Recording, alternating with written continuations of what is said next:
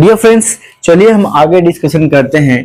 Tense का जो है ना, टेंस का जो है वो प्रेजेंट और पास्ट, प्रेजेंट और पास्ट जो है, प्रेजेंट और पास्ट वर्ब का जो फॉर्म है वो आपको देखने को मिला। ठीक है, देखने को मिला। लेकिन फ्यूचर टेंस, लेकिन फ्यूचर बनाने के लिए जो है मॉडल वर्ब विल और शैल का प्रयोग करना पड़ता है। क्या करना पड़ता है? विल और शैल का प्रयोग करना पड़ता है, तब जाके फ्यूचर बनते हैं। फ्यूचर टाइम्स को है ना, वो जो है वो सोच करने का काम करता है, दिखाने का काम करता है। ठीक है, कुछ ग्रामरियंस का मानना है ना, जो ग्रामर के जानकार हैं उनका मानना है, ठीक है, कि टेंस जो है वो कितना होते हैं, कितना होते हैं। There are two kinds of tense, two kinds of tense, there are two kinds of tense. ठीक है, प्रेजेंट एंड पास्ट। क्या? Present and past. ठीक है, प्रेजेंट एंड पास्ट। ठीक है, हम उन चीजों के बारे में पढ़ेंगे, है ना, उन चीजों के बारे में पढ़ेंगे क्योंकि फ्यूचर जो है वो जनरली पहले से रेडी नहीं है, और जो चीजें बना हुआ ना हो वो टेंस नहीं कहलाएगा। जनरली इसको बनाना पड़ता है। Modal verb with the help of will and shall, है ना, इनके माध्यम से इनके स्ट्रक्चर्स को जो है वो बनाना पड़ता है, जिसके चलते हम कह सकते हैं कि ये हमारा फ्यूचर जो है वो टेंस नहीं सिर्फ टाइम को इंडिकेट करता है, और इसके माध्यम से विल शैल के माध्यम से हम लोग फ्यूचर्स को बनाने का कार्य करते हैं। हाँ, इसका मतलब ये है कि टेंस जो है वो है ना, फ्यूचर टेंस क्या करना पड़ेगा? बनाना पड़ेगा। तो चलिए अब हम पढ़ते हैं प्रेजेंट टेंस के बारे में। ठीक है, जनरली क्या हो गया, टेंस जो है वो ठीक कितने प्रकार के हो गए? दो हो गए, प्रेजेंट और पास्ट। क्या हो गए? प्रेजेंट और पास्ट। ऐसे हम बचपन से पढ़ते आ रहे हैं प्रेजेंट, पास्ट और फ्यूचर के बारे में, है ना, टाइम एंड टेंस में, टाइम एंड टेंस में, नॉट ओनली टेंस। ठीक है, प्रेजेंट, पास्ट और फ्यूचर, प्रेजेंट, पास्ट और फ्यूचर, प्रेजेंट, पास्ट और फ्यूचर। ठीक है, ये तीन प्रकार के टाइम एंड टेंस हम लोग पढ़ते हैं। जनरल इसका जो है सब टाइप होता है। क्या होता है मेरे भाई? सब टाइप्स, है ना, सब टाइप्स ऑफ टेंसेस, सब टाइप ऑफ टेंसेस, है ना, टेंस। क्या सब टाइप में क्या होगा? जैसे प्रेजेंट वाले में, है ना, प्रेजेंट इंडेफिनिट होता है। क्या होता है? प्रेजेंट इंडेफिनिट होता है, प्रेजेंट इंडेफिनिट टेंस होती है ना, प्रेजेंट इंडेफिनिट। ठीक है, और बात की जाए, ठीक है, वैसे पास्ट में अगर बात की जाए प्रेजेंट में, तो सबको अगर देख ले एक बार, है ना, तो सब में सब आ जाएंगे। सब सारे टेंसों को एक ही बार चर्चा करते हैं। इंडेफिनिट टेंस होता है, कंटिन्यूअस होता है। क्या होता है? कंटिन्यूअस होगा, है ना, कंटिन्यूअस टेंस होगा। ठीक है, और क्या होते हैं? परफेक्ट होते हैं। क्या होते हैं? परफेक्ट टेंस होगा। ठीक है, उसके बाद परफेक्ट कंटिन्यूअस होता है। क्या होता है? Perfect continuous. ठीक है, जनरली जो है इन टेंसेस, टाइम एंड टेंसेस का भी चार मुख्य रूप से अगर देखी जाए तो क्या है? सब टाइप है। ठीक है, क्या है? सब टाइप है। इसीलिए मैंने स्टार्टिंग में बोला था कि कुछ लोगों का मानना है कि जनरली टेंस जो है वो कितना होता है? 12। क्योंकि एक तो तीन प्रेजेंट, पास्ट और फ्यूचर को मानते हैं, है ना, और कहते हैं इनका भी तो चार चार प्रकार है, इनका भी तो क्या है? चार चार प्रकार है। इसीलिए चार तिया जो है 12 माना जाता है। कुछ लोगों का मानना है भैया, क्या कुछ लोगों का मानना है कि 15 भी होता है। हमने वो भी बताया, वो इसलिए कहा था क्योंकि सिंपल टेंस जो होता है, सिंपल टेंस जो होता है ये थोड़ा बहुत जो है इंडेफिनिट टेंस से भिन्न है। ऐसे तो एक्चुअली में हम प्रेजेंट इंडेफिनिट टेंस और प्रेजेंट सिंपल टेंस या पास्ट इंडेफिनिट या पास्ट सिंपल जो है वो हम जानते हैं, है ना, लेकिन ये जो है ना थोड़ा सा भिन्न है। ठीक है, जिसके चलते तीनों का अलग अलग, ये भी 3 हो गया तो क्या हो गया? 15 हो गया, है ना, टाइम एंड टेंस के अंदर। लेकिन सब टेंस के अंदर क्या होते हैं? टेंस के अंदर सिर्फ 8 हो जाएंगे। अगर इसको मिला दिया जाए तो टेंस के अंदर कितने हो जाएंगे? 8 हो जाएंगे। सब टाइप्स को अगर मिलाया जाए तो टेंस कितने हो जाएंगे? 8 हो जाएंगे। लेकिन टेंस अगर पूछा तो टेंस कितने होते हैं? जनरली आप 2 ही कहेंगे। और टाइम एंड टेंस पूछा जाए तो कितना होगा? जनरली 3 होता है।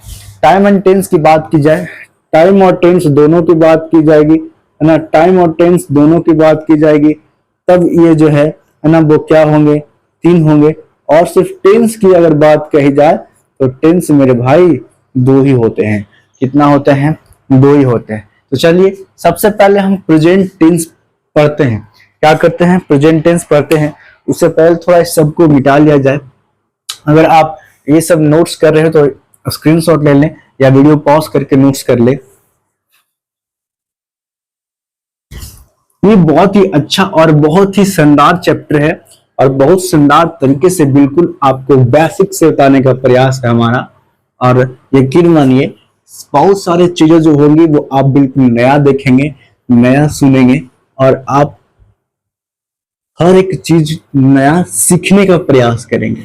ठीक है, हमारे साथ जो है इस चैनल के माध्यम से एजुकेशन ग्रुप पे हर एक कंटेंट को बेहतर तरीके से अब बताने का प्रयास है मेरा, आप लोगों तक पहुंचाने का प्रयास है मेरा। ठीक है, अब आते हैं प्रेजेंट टेंस पे। क्या करते हैं, प्रेजेंट टेंस पे।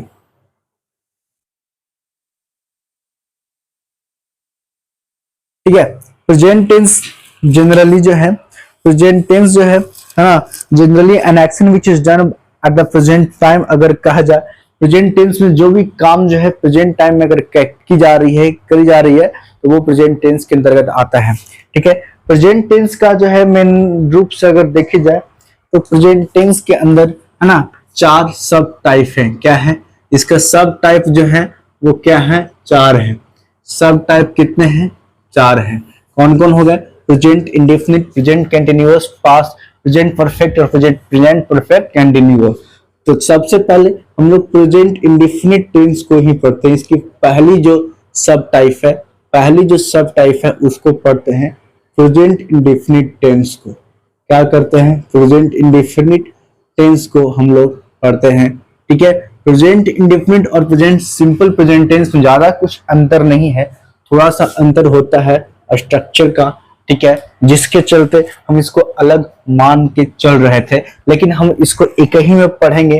ठीक है, और एक ही साथ पढ़ा जाता है तो एक ही में पढ़ने का प्रयास करेंगे। डियर फ्रेंड्स, सबसे पहले अगर इसकी आइडेंटिफिकेशन की बात की जाए, इसकी पहचान की बात की जाए कि आप किसी भी हिंदी सेंटेंस को कैसे पहचानोगे, किसी भी हिंदी स्टेटमेंट को कैसे पहचानोगे। ठीक है, जो हम आम बोलचाल की भाषा में बोलते हैं उन सारे सेंटेंस में कैसे पहचानोगे कि प्रेजेंट इंडेफिनिट टेंस का है ना ये सेंटेंस, ये स्टेटमेंट है। तो डियर फ्रेंड्स, इसकी पहचान करने की रूल होती है कि जिस हिंदी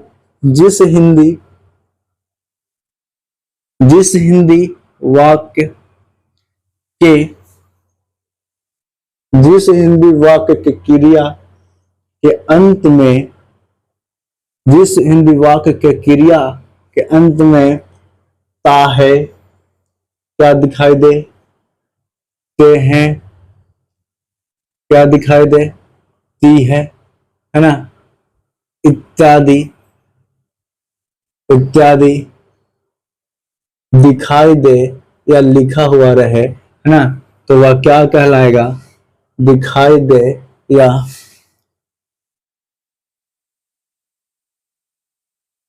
तो वह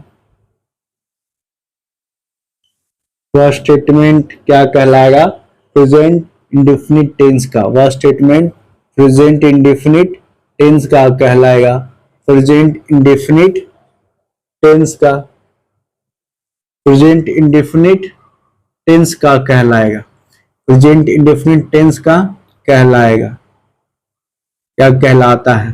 ठीक है, प्रेजेंट इंडेफिनिट जैसे मान के चलिए उदाहरण के तौर पे एग्जाम्पल अगर देखी जाए, है ना, एग्जाम्पल अगर देखी जाए तो क्या होगा, मान लो राम क्या करता है, किताब पढ़ता है ना, किताब पढ़ता है। मान के चलिए लिख दे भैया, सीता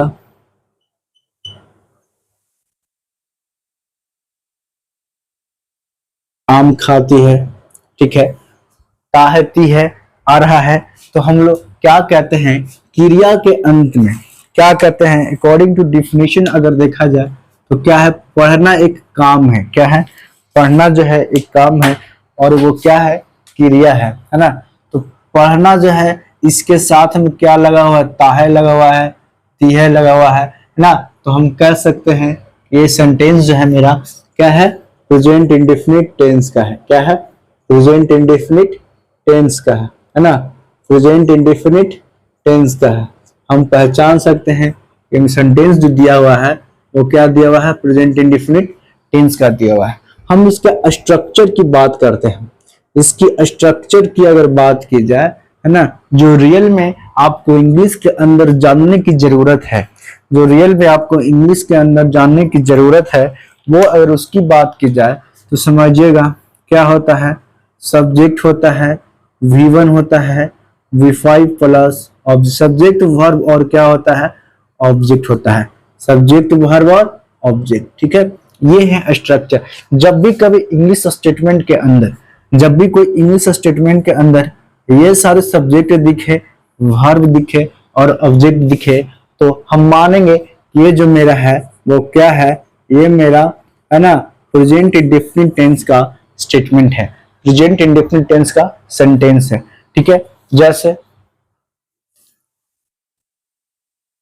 इसी को हम लोग क्या करते हैं, ट्रांसलेट कर लेते हैं, तो क्या होगा, राम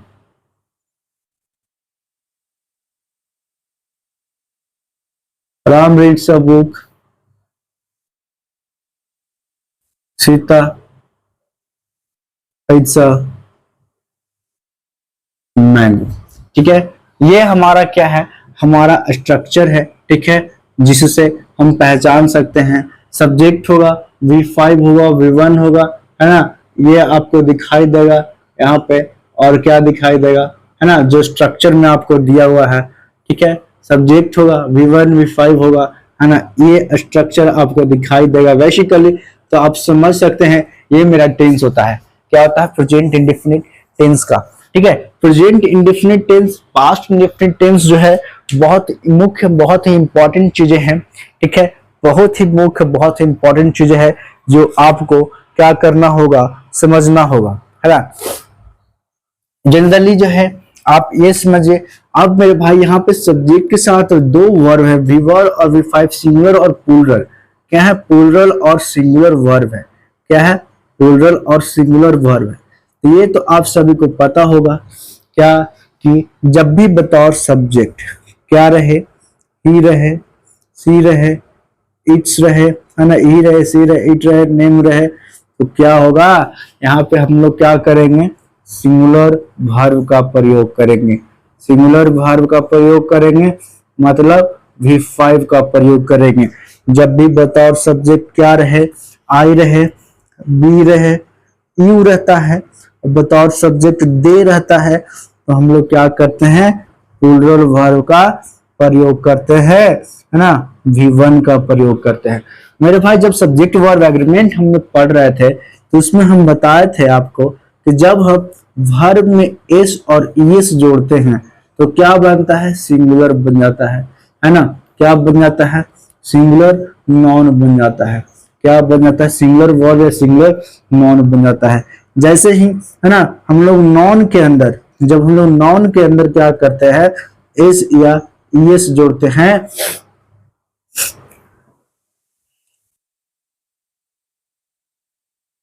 एस या ईएस जोड़ते हैं, तो क्या बन जाता है हमारा, सिंगुलर से, है ना, क्या बनता है, प्लूरल, प्लूरल, प्लूरल्स क्या बन जाता है, प्लूरल्स नॉन बन जाता है या सब्जेक्ट बन जाता है। ठीक है, तो जब भी आपको बतौर सब्जेक्ट आपको ही दिखे, सी दिखे, इट्स दिखे, नेम दिखे, तो सिंगुलर वर्ब V5 लगाएंगे। जब भी आपको आई दिखे, वी दिखे, यू दिखे और डी दिखे, हम लोग क्या करेंगे, प्लूरल वर्ब V1 का प्रयोग करेंगे। क्या करेंगे, प्लूरल वर्ब V1 का प्रयोग करेंगे। ये जो आपका प्रेजेंट इंडेफिनिट टेंस है, इसमें बहुत सारी चीजों आपको जानना है, उन सारी चीजों को भी हम आपको बताने का प्रयास करते हैं। ठीक है, वीडियो में बने रहिएगा। ये जो भी है हम आपको संपूर्ण तरीके से मैं आपको बताऊंगा।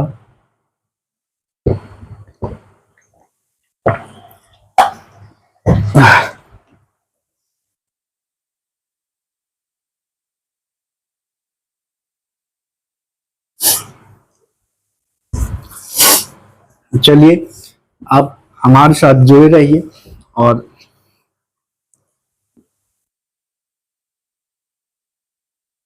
भी बहुत सारी चीजें हैं जो आज इस वीडियो में हम लोग चर्चा करेंगे, जानने का प्रयास करेंगे।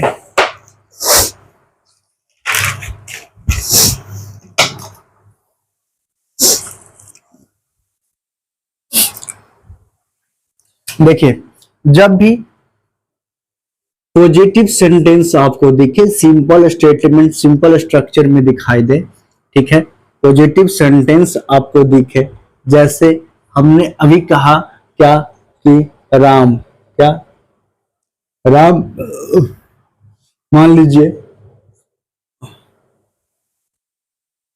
It's a mango, Ram it's a mango. जब सब्जेक्ट रहेगा क्या रहेगा, जब सब्जेक्ट रहेगा, है ना, जब सब्जेक्ट हमारा क्या रहे, ही रहे, सी रहे, इट रहे ना, नेम रहे, तो क्या लगाएंगे हम लोग, भी फाइव लगाएंगे। वर्ब कौन सा लगेगा, सिंगुलर, कौन सा लगेगा, सिंगुलर लगेगा, है ना। यही जो है अगर पॉजिटिव फॉर्म्स में है तो कोई दिक्कत नहीं है, जनरली हम लोग लिखते हैं। जब यही सेंटेंस जो है आपका निगेटिव फॉर्म्स में होगा, निगेटिव फॉर्म्स में होगा, है ना, क्या रहे ना, निगेटिव फॉर्म्स में होगा तो क्या लिखिए, इसका स्ट्रक्चर क्या बनेगा, इसका स्ट्रक्चर बनता है subject V5 plus object, V5 plus object. मेरे भाई V1 और V5 का मैं अलग स्ट्रक्चर आपको बता समझा कर जो है बताने का प्रयास कर रहा हूं। अगर निगेटिव में रहे सब्जेक्ट प्लस क्या रहे, सब्जेक्ट रहे, है ना, वर्ब रहे, और क्या रहे, सब्जेक्ट रहे, वर्ब रहे, तो क्या करेंगे, सब्जेक्ट रहे, है ना, निगेटिव में रहेगा तो क्या करेंगे, सब्जेक्ट रहे, डज रहे, है ना, या डज नॉट लिखेंगे, या इसको डज नॉट डजंट लिख सकते हैं, क्या लिख सकते हैं, डजंट, डजंट लिख सकते हैं। उसके बाद वर्ब का फर्स्ट फॉर्म रहेगा, फिर इसके बाद क्या रहेगा, ऑब्जेक्ट रहेगा, क्या रहेगा, ऑब्जेक्ट रहेगा। जैसे मान लीजिए अगर निगेटिव रहे, निगेटिव सेंटेंस आता है कि राम इट्स मैंगो का, कि राम आम नहीं खाता है, ठीक है ना, राम आम नहीं खाता, ये इसका मान के चलिए कि राम आम खाता है, ठीक है, राम आम क्या होगा, खाता है, ठीक है। अब रहे राम आम नहीं खाता है, राम आम नहीं खाता है, समझने का प्रयास करते हैं। राम आम नहीं खाता है, क्या करता है, राम आम नहीं खाता है, ये निगेटिव हो गया।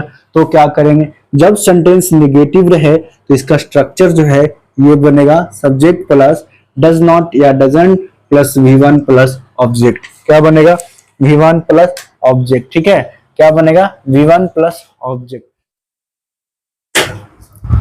लाइट कट गया था एक्चुअली। हम लोग क्या डिस्कशन कर रहे थे, नेगेटिव सेंटेंस बनाने के लिए, क्या कर रहे थे, नेगेटिव सेंटेंस बनाने के लिए। जब नेगेटिव सेंटेंस बना रहे तो क्या करेंगे, मेरा स्ट्रक्चर है subject plus does not, subject के साथ क्या आएगा, डज नॉट, क्या आएगा, डज नॉट, ठीक है, या फिर डजंट लिख सकते हैं। उसके बाद जो है वर्ब का यहाँ जो है वो V5 है, अकॉर्डिंग टू स्ट्रक्चर में अगर बोला जाए तो हम लोग क्या लगा रहे हैं, V5 लगा रहे हैं। लेकिन जैसे ही सेंटेंस को नेगेटिव बनाएंगे या इंट्रोगेटिव बनाएंगे, अभी मैं इसका ही बताऊंगा, नेगेटिव बनाएंगे या इंट्रोगेटिव बनाएंगे, ठीक है, तो सेंटेंस में जो है ना, वो क्या होगा, ऑलवेज जो है V1 लगेगा, V5 नहीं लगेगा, ठीक है। तो राम डज नॉट क्या हो जाएगा, इट, क्या बन जाएगा, इट अ मैंगो, ठीक है, Ram does not it a mango, ठीक है। अगर हम निगेटिव सेंटेंस बनाते हैं, जैसे मान के चलिए क्या कि